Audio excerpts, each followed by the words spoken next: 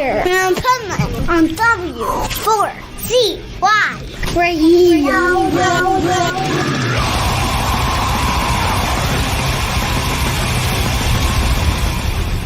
Wake up, America!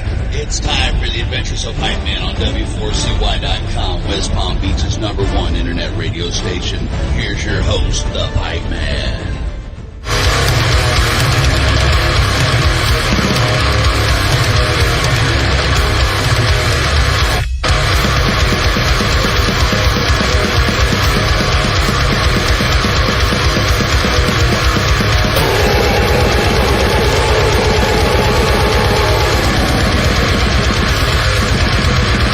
This is the Pipeman here on the Adventures of Pipeman W4CY Radio, and I'm very excited about our next guest.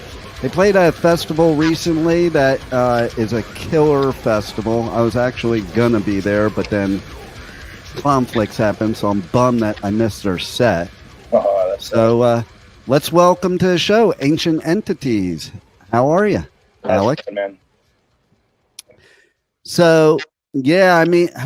Talk to me about, let's start there. Let's talk to me about Milwaukee Metalfest. How was that? Milwaukee Metalfest was great, man. The room was packed. It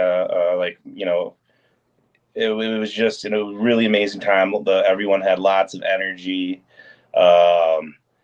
Hospitality was good. They treated all the artists really well, man. Like, I have nothing but good things to say about that festival.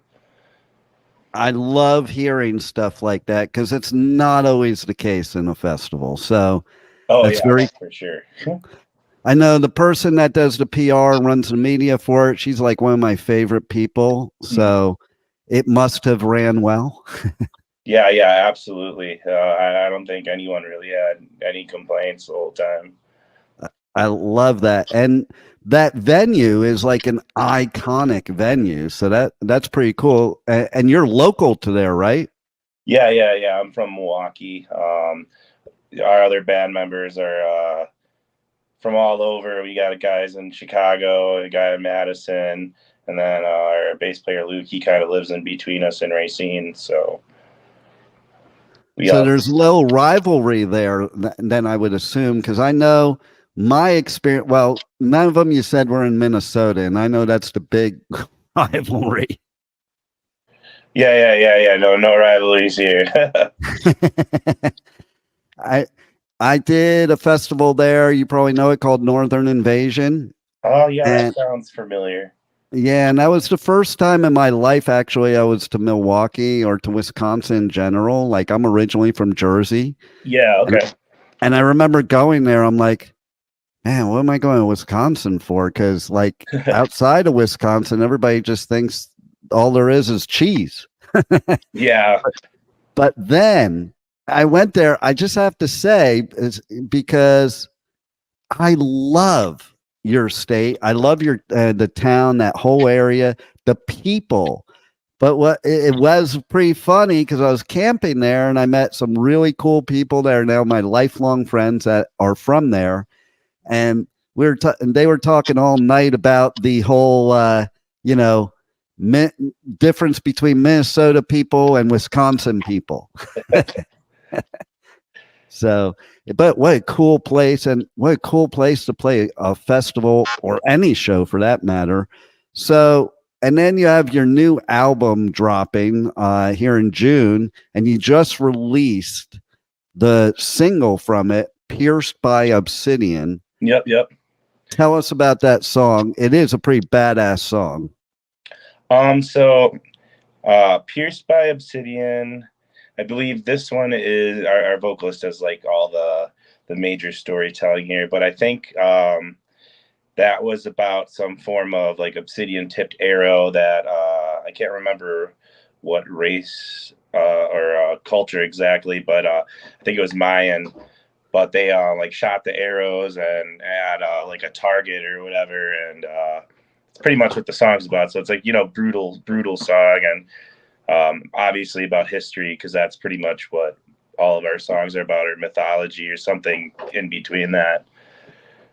I love hearing that too, because for people outside the metal world, they don't realize that a lot of metal, you know, they think it's about certain things, but it's really about history and factual stuff and telling stories about things that actually happened.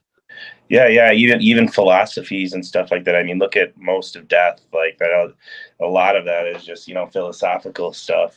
Chuck is asking, and it's pretty cool. Yeah, definitely. And I just realized I screwed up because I have a necklace I just bought in Costa Rica that is made of like an obsidian, like looks almost like an arrowhead the way it is. Yeah. So I mean, I should have worn that for the interview just to. Yeah, for sure, man. Yeah, that's really cool. Right. So I'm like, when I see that, I'm thinking about it because I'm thinking about this necklace I have, and literally I could take that thing and pierce somebody if they pissed me off. Yeah, obsidian gets sharp. That's for sure. No doubt. And so tell us about the rest of the album. The album is called Echoes of Annihilation. Yeah. Love the name. That's pretty cool. Tell us all about it.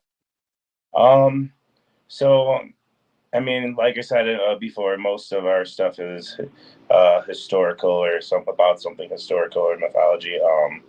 We try and capture that feel throughout pretty much the entire album. When I present the songs to our vocalist Brian, he kind of has a couple of ideas or things he wants to talk about, rather it be like the Anunnaki gods, Sumerian, Mesopotamian. We have a lot of Greek, Mayan, and Aztec on this album, but that'll change as we write more music and stuff like that. We're just kind of go with a couple general themes and just kind of pick stuff to talk about from all around the world. This album is definitely more of a, I wouldn't go as far as say like brutal death metal, but it has a mix of a lot of thrash, like brutal death and like technical elements of death metal in it. That came because I have a lot of different music genres I'm into. I'm into like all kinds of metal, outside of that I listen to other stuff too, but I kind of compose it in a way where it all fits together, but it's not exactly I hate to say it's not exactly one style because it is, but it definitely has a different feel. And certain parts of the songs, like if we're writing about the Anunnaki, we're going to have a little more mystery, so we kind of put darker tones to the riffs over those parts and stuff like that. But overall, it keeps like a real tribal feel to it, I guess. I dig that. That's cool. And I was when I was listening to it, so I'm an old school thrash metal head that also likes death and black metal all from the beginning, And so yeah, I could hear the thrash in it, and I was like, yeah, I could get down with this. I love when you take genres and mix them together. This is something that wasn't done in the very beginning, and everything was like gatekeepers and keep everything separate.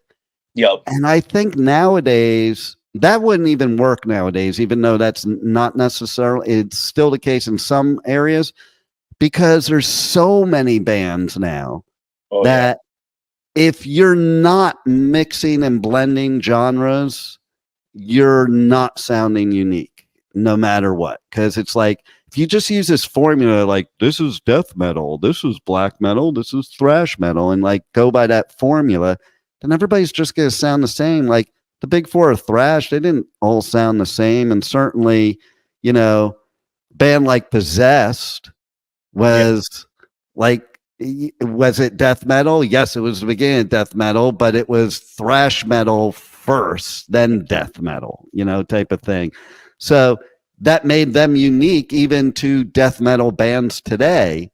And I think that's what makes a band like yours great, is being able to capture the unique sound of your band without having to be, it has to sound like this.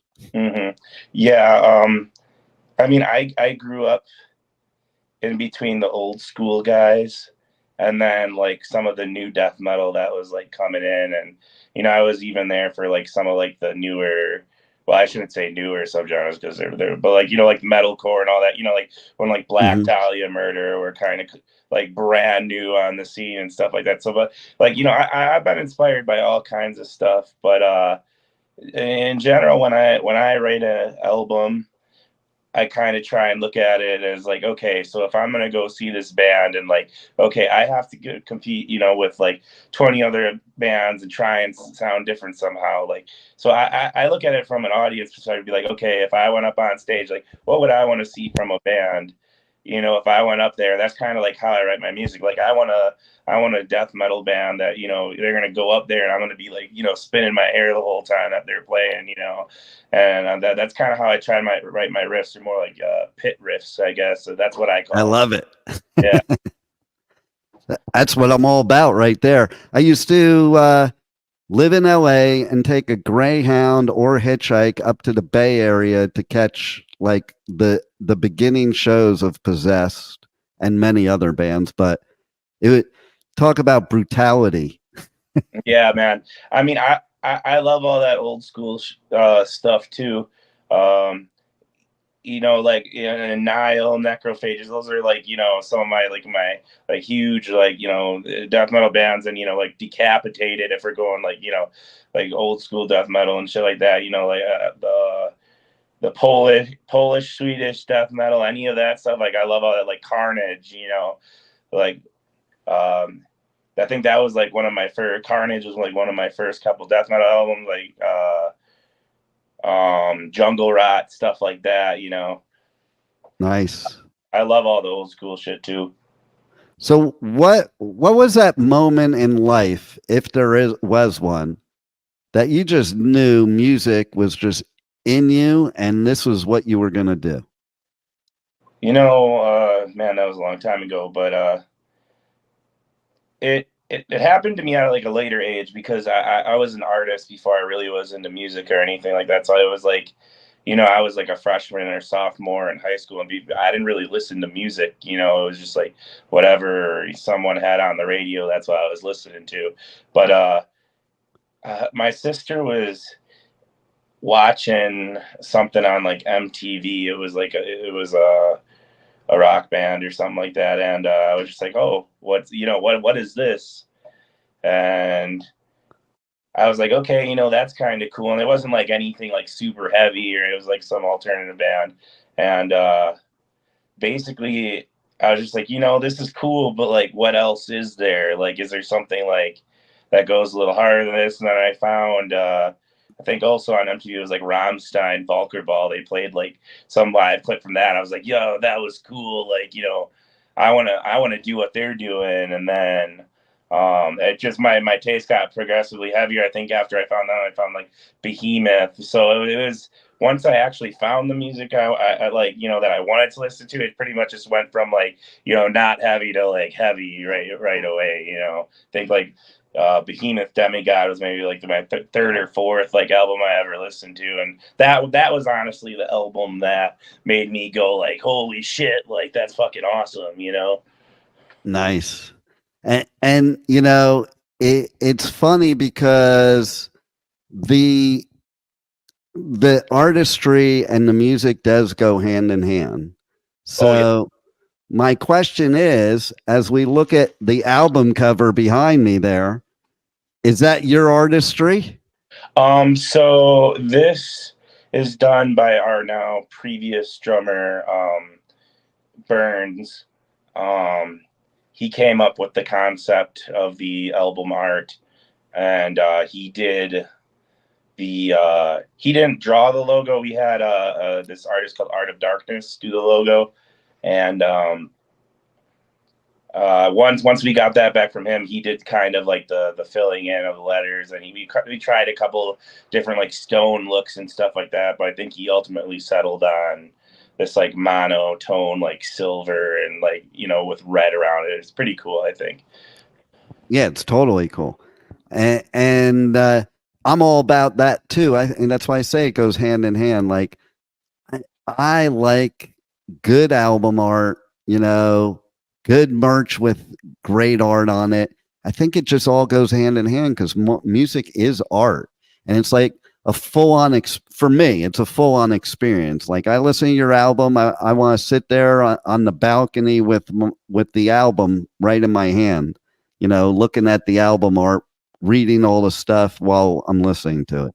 Oh yeah, absolutely. That's I'm still about buying albums. I know a lot of the current generation and everything. There's a lot of digital downloading, and not even that, even like Spotify just streaming and all that, which is cool. I mean, I stream on YouTube. I don't really use Spotify too much, but well, what's interesting is, like you said, you found music. Okay. And I did too. Nowadays, it's almost like you don't really have to find it because of these things. And I personally liked it better when I did have to find it, because that's how you found some of the coolest stuff. I think nowadays there's just so much flooding. Like if you're listening to Spotify, there's so much flooding into you that you don't really take the time. Mm-hmm. Whereas back then it was like, oh, there's one album. Let me go get that, and then listen to it 50 million times. Yeah. I mean, that, you have to think, like back then there was a very like niche market, there weren't a lot of like, death metal or black metal bands or anything like that yet, like it was still a new genre. And like you're right, there are a lot of bands now like that are out there trying to make it be heard and stuff like that, and you really do have to kind of stand out one way or another, because otherwise people do forget about you easier. I found the way I find new bands a lot is when we're playing our live shows. Like I purposely won't listen to the local band or whoever, if we go play a tour or something. I'll go like all the band pages and support them, but I'll wait until I go to the show and listen to them. And I find a lot of new bands that way, because I'll go there and be like, oh, these guys are super super sick live. I've never even heard of them before, and then then I'll go grab their music and stuff like that at the shows. But that's how I've been finding new bands, and that's kind of replaced the conventional way for me. And that was finding a random CD back in the day. Yeah, well, that's what's cool about festivals, because I have it too, where that happens for me. Yeah. I go on tour and I do radio coverage at all these festivals here in the UK, US, and Europe. And like, I like to make it a point that if I'm interviewing a band, that I go to their set. Mm-hmm. If I can, sometimes you're stuck back there working, but if I can. But I find so many bands by being at these festivals that I never would have found before. Oh, And it was same back in the day. Like I used to get this thing in LA. It was BAM magazine, and it had all the gigs, and you'd see who looked the coolest, and then you went to the show, and you didn't know what they sounded like. I mean, like Merciful Fate, perfect example. They looked King Diamond looked cool as shit. So I'm like, I want to go to that show. And then, I'll tell you a funny story too. I was at a show and Venom, Slayer, and Exodus played, and Kronos and Tom got into a fist fight backstage. Oh, that's wild. Are you ready for this? Why? Because Kronos was pissed off because some people were calling Slayer black metal, and he's like, you're not black metal, we're black metal. And the funny part is, in 2024, neither one of them would probably be considered black metal. Yeah. So it is great how it's all evolved and become what it is. It's funny. I was one of those people while I was younger that I didn't want it to evolve. I wanted it to stay like really underground and nobody know about it. Yeah. But now that I go to a festival like a Milwaukee Metalfest or any other festival and see how many metalheads there are and how many great metal musicians there are, I'm happy us gatekeepers didn't keep it gated. Yeah, for sure. So tell everybody how they can connect to you guys on your socials, on the web, go to your merch store, check out any tour dates, get the new album, all that good stuff. Yeah, so we have a link tree on our Instagram and our Facebook and all that. So that's in all of our about sections and stuff like that. That's got our, Facebook, Instagram, all our links, our Bandcamp store, all of our merch. I'm still getting the store up. We have a couple things up on it, but I have to add a couple things. Like we got we're getting some shorts made, and we got a couple new shirt designs. Cool. So we're getting some of the old stuff up on there too that we're just trying to clear stock of, but that's all through our Bandcamp store. You can pre-order the album through the Bandcamp store. Then our main social network right now is Facebook, but we do update Instagram and still have stuff going on there, and of course Bandcamp. So those are our mains. Very cool. Is there anything else that we haven't covered that you'd like the listeners to know about? No, just thank you for all who are tuning in and listening, and it was definitely awesome to get an interview from you. So thank you very much, and I appreciate it very much. And I appreciate you giving us great music, and I hope to see you live, because I'm with you, man. Live is where it's at. And thanks a lot for being on the Adventures of Pipeman. Absolutely, man. Thank you for having me. Thank you for listening to the Adventures of Pipeman on W4CY Radio.